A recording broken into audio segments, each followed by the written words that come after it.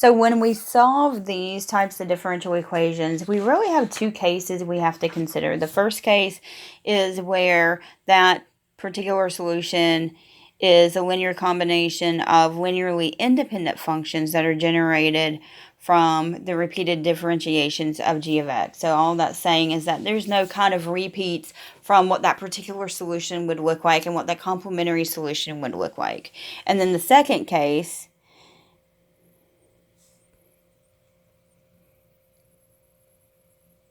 would be where you have duplications in that particular solution from the complementary solution, in which case you have to use that same idea that we talked about in the last section where we had duplication, and you multiply that term in that particular solution by x, whether it's x to the first or x to the second, depending on the powers that you have in the complementary. You do not want duplication in that particular. We saw in a previous example when we had duplication, we ended up with a contradiction and we couldn't solve the problem.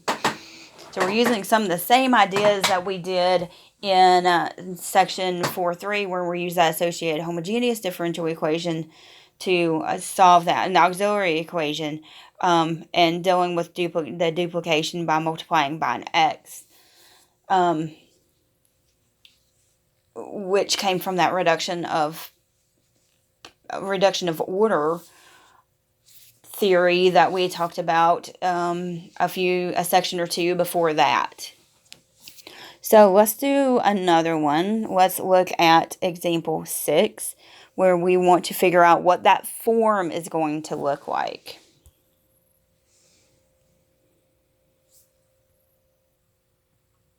And this may be where you want to pause the video, try to figure out what that form is going to look like yourself, and then come back and compare your results.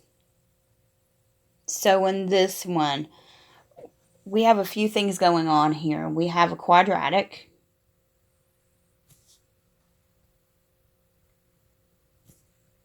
And we have the sine cosine trig function. And then we have a linear times an exponential. So if we look at that particular solution, I'm just going to write it all in one piece. We would have a quadratic, so ax squared plus bx plus c. We would have, to deal with that trig function, would be d sine of 2x plus e cosine of 2x. And then we would have the linear, which would be fx plus g times the exponential, which would be an e to the 6x. Now, keep in mind, like we said before, we could call it h e to the 6x, but when we distribute a constant times a constant, it's another constant, so we would already have that constant there, and that's why I simplify that a little bit.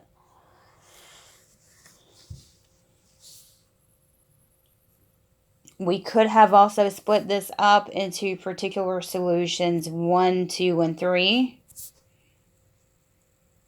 And everything would look the same. We would still have this for y1, yp1, yp2, and then yp3. So you can look at it in both ways using superposition principle or not. So now we need to think about that general solution. We're looking for duplication and we're asking the question, do we have any? If we have duplication, we have to tweak. If we do not have duplication, then we are good to go and we can go through and solve this. So the general solution, well, let's talk about the complementary. That associated homogeneous differential equation would be m squared minus 9m plus 14. This guy does factor. So we're going to get 7 and 2. So our complementary would be c1 e to the 7x plus c2 e to the 2x. So we're asking, is there any duplication between this and what our particular solution form looks like? And notice we don't have any duplication.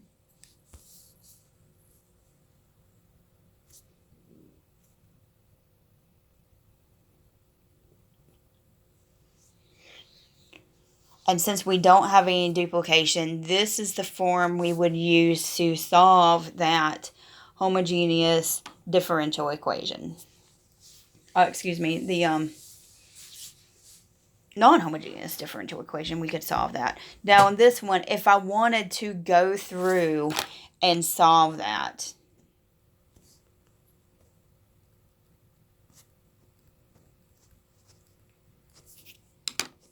sorry about that. I wanted to finish that sentence.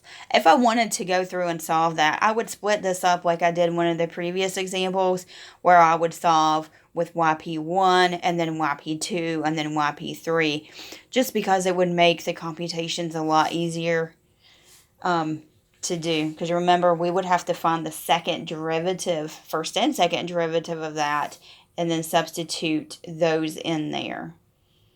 So that could get pretty long if we don't simplify that. So let's look at another one. Example 7. We want to find the particular solution for this one. Once again, you got to consider, do I have any kind of duplication there?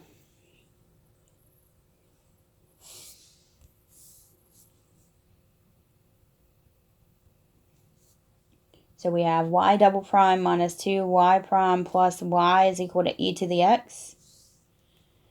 So if we were to think about what yp would look like, right now we're saying is a e to the x. That would be our form. But let's check that complementary solution. The associated homogeneous differential equation is y double prime minus 2y prime plus y is equal to 0. The auxiliary equation is m squared minus 2m plus 1 is equal to 0. That factors into m minus 1 times m minus 1. So we get m is equal to 1. So we ended up with one root. So we actually have to be careful with how we write that complementary solution. It would look like c1 e to the x and then plus c2 times x e to the x. Okay, remember, these guys have to be linearly independent. That's why we had to multiply that x in there. That came from, we derived that idea from reduction of order. But now if we look here and here, we have duplication. So this is not going to work. So then we would try, what if we multiply by x e to the x? Well, if we multiply by x e to the x, we still have duplication. So that's not going to work. So then we're just going to try x squared e to the x. And that one will work. So that's what our particular form would look like. And now that we have that particular form, we could go through and we could solve this. So just for fun, let's do that.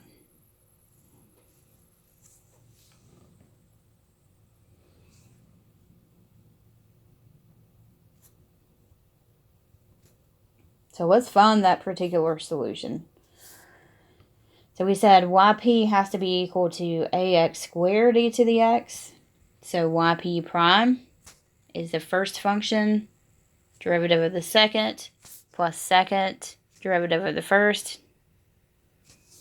And then yp double prime, product rule twice, first, derivative of the second, plus second, derivative of the first.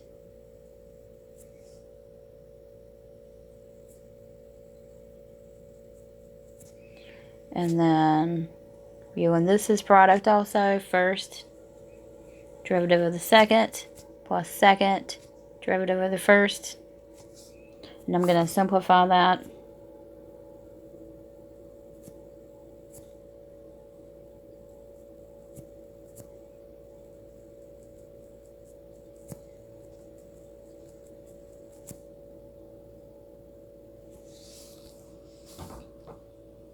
So now that we have everything we need, we can make our substitution into the differential equation. So it's yp double prime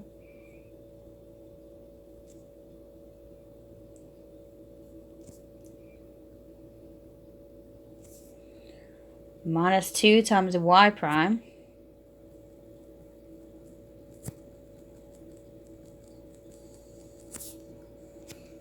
plus y And that's equal to e to the x.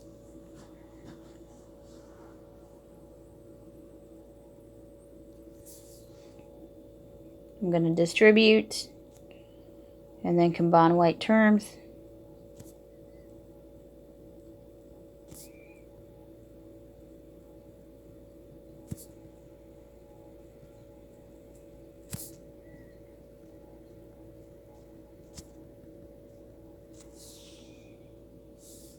So the x squared e to the x terms cancel.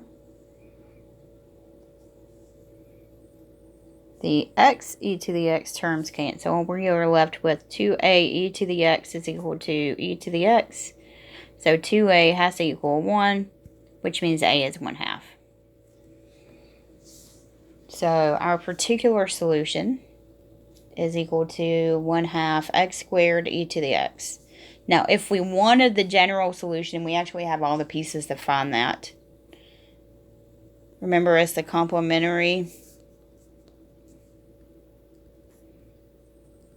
plus the particular.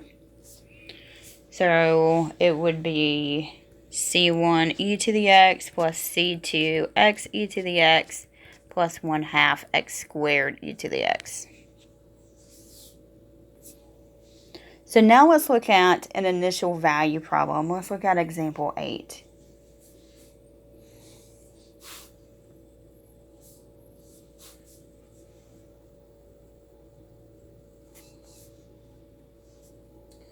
So we have y double prime plus y is equal to 4x plus 10 sine of x. And they're giving us initial conditions. Y of pi is equal to 0. Y prime of pi is equal to 2. Okay, notice we've got two initial conditions.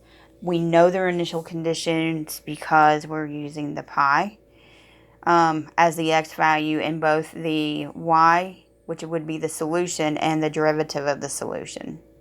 So this is an initial condition problem, not a boundary value problem. We have to have two conditions since it's second order. That way we can solve for both of the constants, C1 and C2. So let's begin. We got to start with a complementary solution. So that would be solving y double prime plus y is equal to 0, which means m squared plus 1 is equal to 0, or m is plus or minus I. So our complementary solution would be c1 e to the minus ix plus c2 e to the ix using Euler's. I'm just going to go ahead and simplify that. We would have to use even odd properties once we make our substitution, and we would get c3 cosine of x plus c4 times sine of x. So now let's talk about what that particular solution would look like. So we have a linear term plus that trig term that's in terms of sine. So our particular solution has to be linear, ax plus b, plus the trig in terms of sine of cosine and cosine. So it would be c sine of x plus d cosine of x. Okay, but I want you to notice that sine and cosine are duplicated in that complementary solution. That's why we need to find it first. So this particular solution won't actually work for us because of that duplication.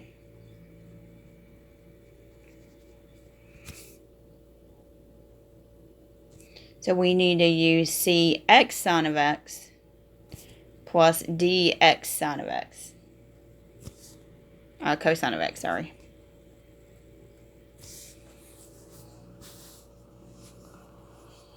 So now that we have that, we can figure out what that particular solution is going to look like. Now we've eliminated that duplication. We have linear independence between these functions.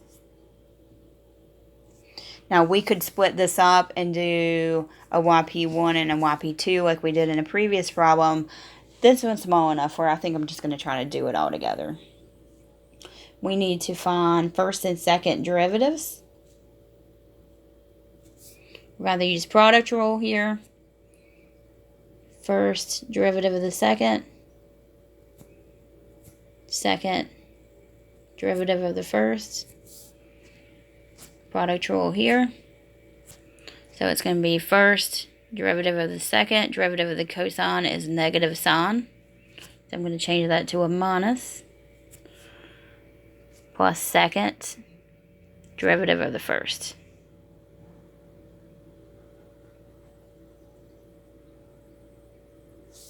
Find the second derivative. Derivative of a is 0. This is going to be a product. First derivative of the second. Derivative of this cosine is negative sine. Plus second derivative of the first. Derivative of the sine is cosine.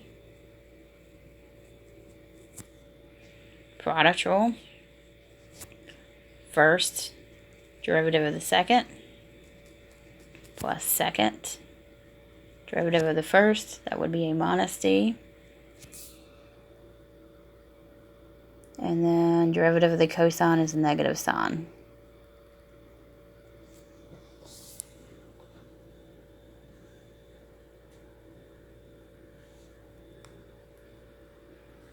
Let's combine anything we can. We can put those two together and those two.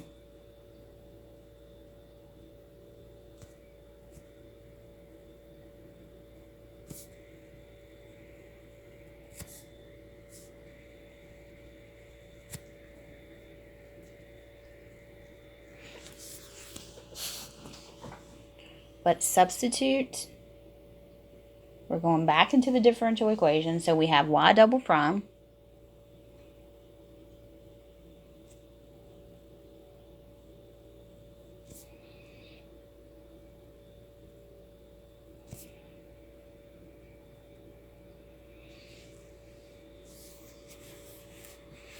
plus y,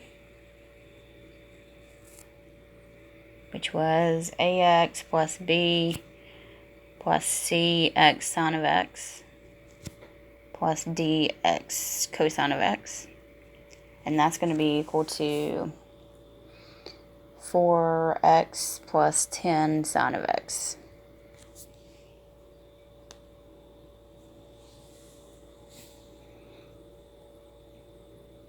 Let's see if we can reduce anything on the left. I have a minus cx sine of x and a plus cx sine of x here.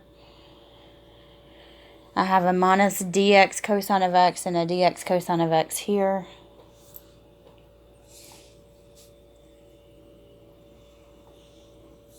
So we're left with 2c cosine of x minus 2d sine of x plus ax plus b is equal to 4x plus 10 sine of x. So let's start with the linear piece, the x term. I have ax on the left. That has to be equal to the a coefficient of the x has to be equal to the 4, which is coefficient of x on the right. So we know a is going to be 4. Now let's look at the constant. On the left we have b. On the right we don't have a constant, which means it's understood to be 0. Let's look at the cosine term. We have a minus 2c on the left, but notice there's no cosine on the right, which means the coefficient is 0. So that means c has to be equal to 0. And then last but not least, the sine term. We have a minus 2d on the left. That has to be equal to 10 on the right, which means that d has to be equal to a negative 5. So then our particular solution was ax plus b plus c x sine of x plus d x cosine of x. So our particular solution is 4x minus 5x cosine of x. The general solution is yc plus yp. Complementary solution was c3 cosine of x plus c4 sine of x plus 4x minus 5x cosine of x. So now we've got to use those initial conditions. So we have the condition that y of pi is equal to 0. If we substitute that in, we have 0 is equal to c3 cosine of 0 plus c4 times the sine of 0 plus 4 times 0 minus 5 times 0 times cosine of 0. So cosine of 0 is 1, sine of 0 is 0, and then 0 times anything is 0. So we know 0 is going to be equal to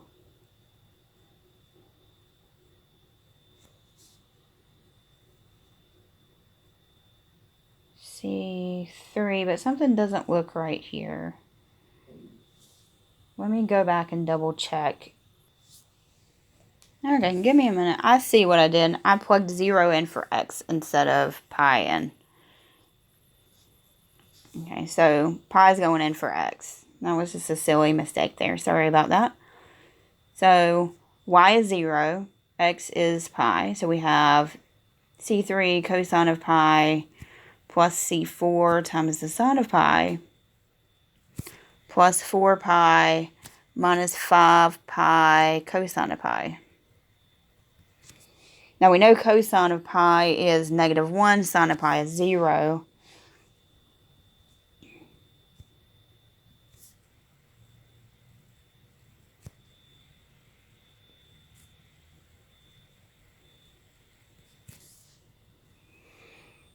So if I move the c3 over, I'm going to get c3 is equal to 9 times pi. And now that we know that,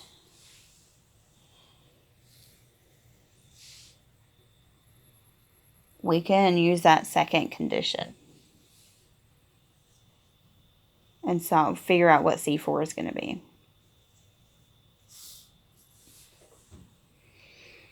So to use the second initial condition, and we have to take the derivative of our general solution. So the derivative of the general solution would be negative C3 times sine of x plus C4 times cosine of x plus 4, and then apply product rule first.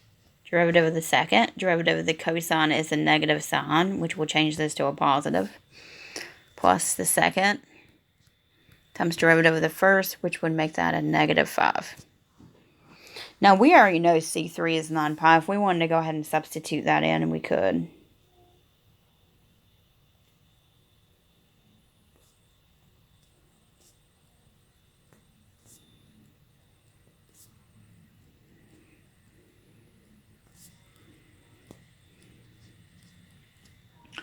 The second initial condition was y prime of pi is equal to 2.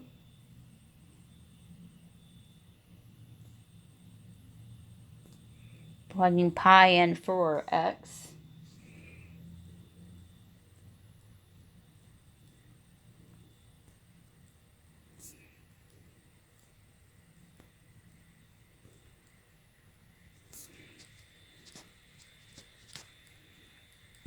We know sine of pi is 0.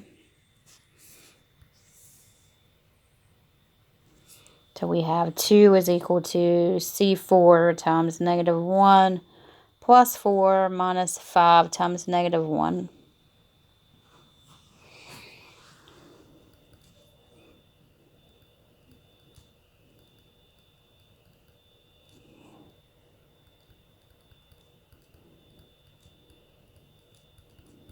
So C4 is equal to 7. So then our final solution would be y is equal to 9 pi times cosine of x plus 7 times sine of x plus 4x minus 5x cosine of x. So I do want you to notice that the complementary solution is where you have those constants of integration. That's where your C1 and C2 is always going to show up. Your particular solution will not have constants of integration that we would have to solve. However, you do have to have the general solution before you can substitute in your initial conditions. So there's our final answer.